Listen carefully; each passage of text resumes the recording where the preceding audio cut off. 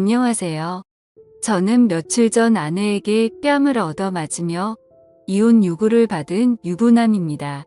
그런데 억울하기도 하고 아니면 아내의 반응이 당연한 것 같기도 하고 답답한 마음에 욕을 왕창 먹을 각오로 사연을 보내봅니다. 저는 아내와 나이 차가 무려 8살 차이가 납니다. 그래서 주변에서는 많이들 부러워했습니다. 물론 저 역시도 예쁘고 어린 아내이기에 너무 좋지만 때로는 무언가 공감할 수 없고 너무 어리고 해맑기만 한 철없는 여동생 같기도 하였습니다. 그런 아내를 화나게 만드는 단 한 가지가 있습니다. 그건 바로 장모님입니다. 지금의 장모님은 아내의 생모는 아닙니다. 장인어른께서 아내의 생모이자 첫 번째 부인과는 사별을 하셨었고 그 후로 아내와 처남을 홀로 키우셨습니다. 아내와 처남이 장가를 간 이후에 어느 날 만나는 여자가 있다며 재혼을 하고 싶다고 말씀하셨습니다.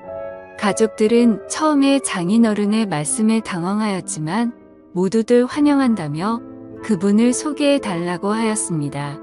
그분이 지금의 장모님이십니다. 처음 뵙는 날의 장모님 모습을 아직도 잊지 못합니다.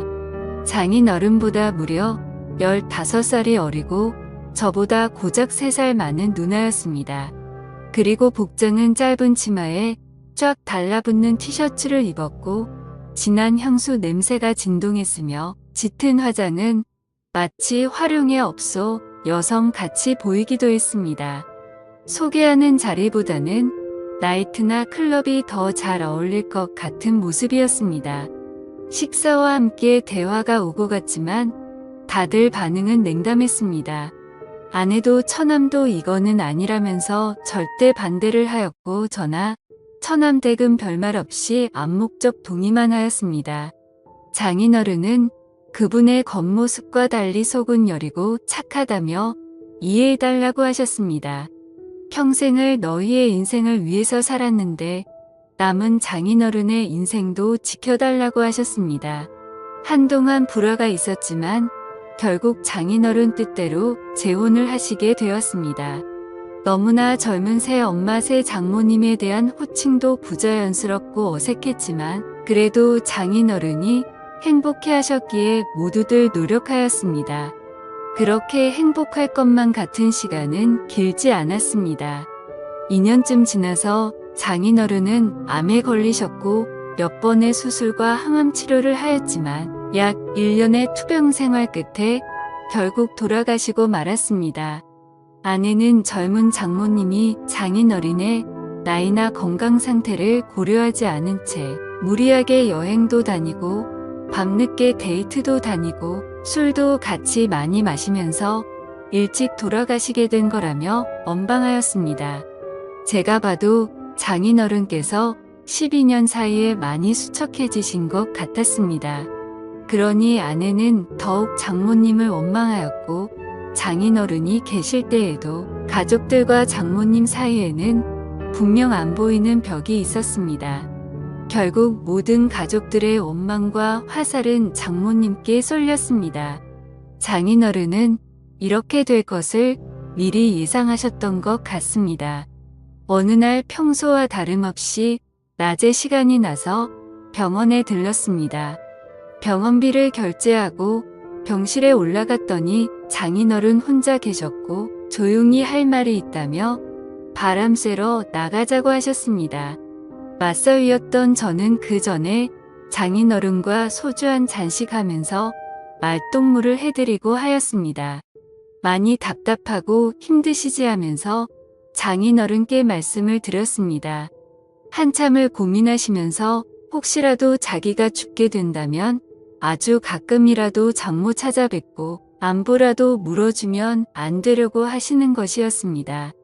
그러시면서 장모도 많이 외로운 사람이라며 부탁한다고 하셨습니다.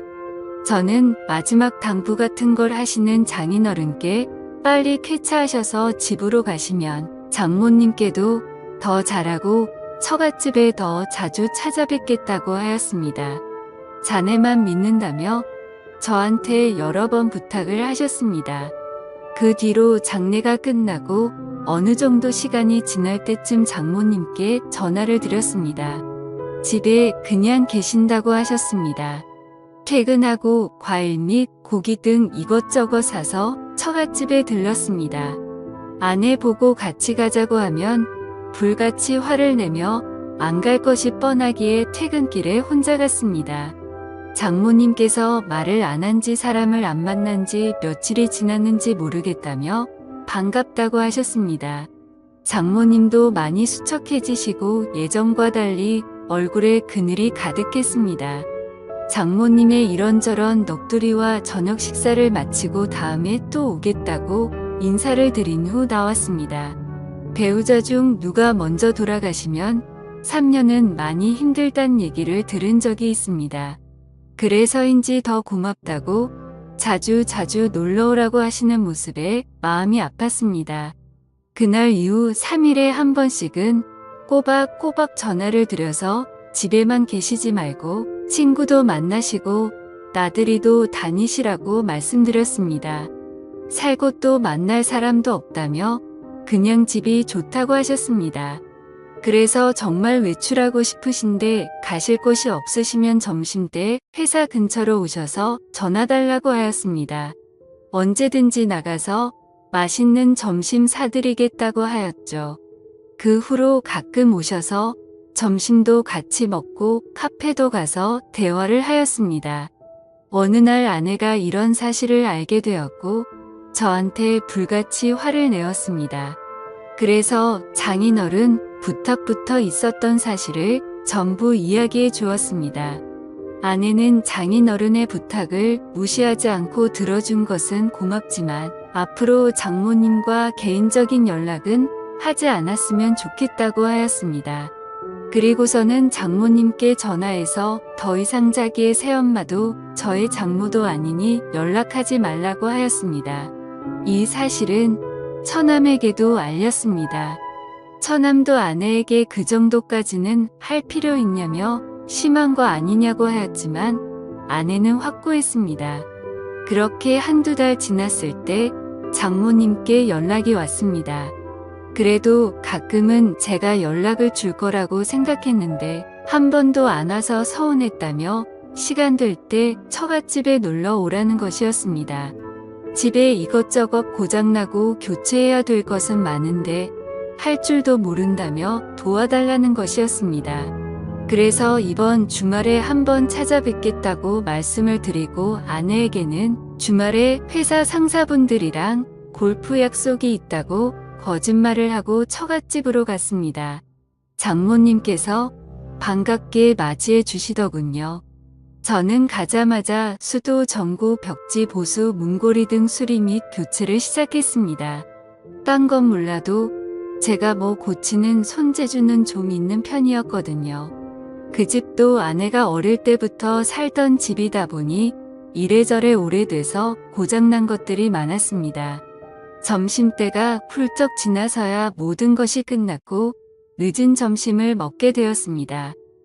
장모님께서는 고생 많았다며 맛있는 음식과 막걸리를 주셨습니다.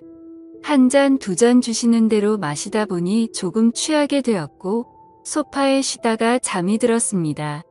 한참을 자다가 깨어보니 시간은 이미 많이 늦었고 아내에게 술자리가 길어져서 상사분들과 다 같이 2차로 가게 되었다며 내일 들어갈 것 같다고 문자를 남겼습니다.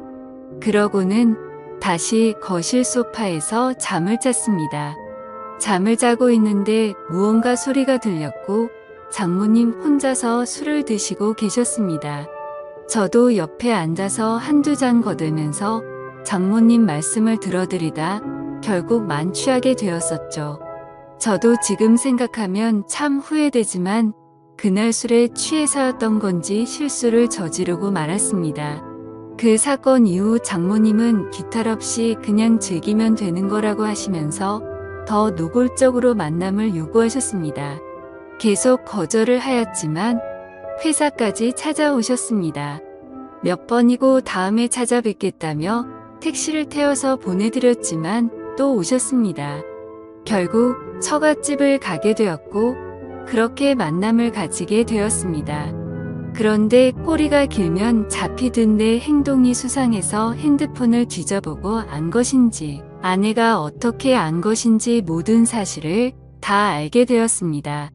아내는 제가 처갓집에 있을 때 쳐들어왔고 장모와 머리채를 잡고 싸웠습니다. 제가 힘겹게 그 둘을 떼어놓고 아내를 차에 태워서 저희 집으로 왔습니다. 오는 길에 장모와 아내는 전화로 싸웠고 그 와중에 장모의 이야기를 듣게 되었죠. 아내의 태도가 너무 마음에 안 들어서 저를 일부러 꼬신 거라며 제 아내 보고 남편 관리나 잘하라는 것이었습니다. 그렇게 집에 오자마자 아내는 저를 죽도록 때렸고 이혼하자며 집에서 나가라고 하였습니다. 그렇게 집에서 쫓겨나서 회사 근처 고시원에서 생활한 지 2주가 되었습니다. 한 번의 실수에서 멈추지 못한 점, 계속되는 만남의 요구를 거절하지 못한 점, 만남을 가진 점, 아내의 신뢰와 믿음을 저버린 점 등 제 잘못이 많은 것을 잘 알고 있습니다.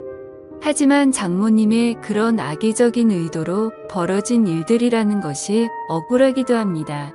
어떻게 보면 저도 당한 경우인데 아내는 무조건 이혼을 요구하고 저는 어떻게 해야 할까요? 용서받고 앞으로 아무 일 없었던 듯이 함께 살 수는 있을까요? 앞으로 어떻게 하는 게 나을지 인생 선배님들께서 말씀 좀 해주시길 바랍니다. 지금까지 읽어주신 모든 분들 감사합니다. 구독과 좋아요, 알림 설정 눌러주시고 다양한 사연 또 들으러 와주세요. 그럼 모두들 행복한 하루 보내세요. 감사합니다.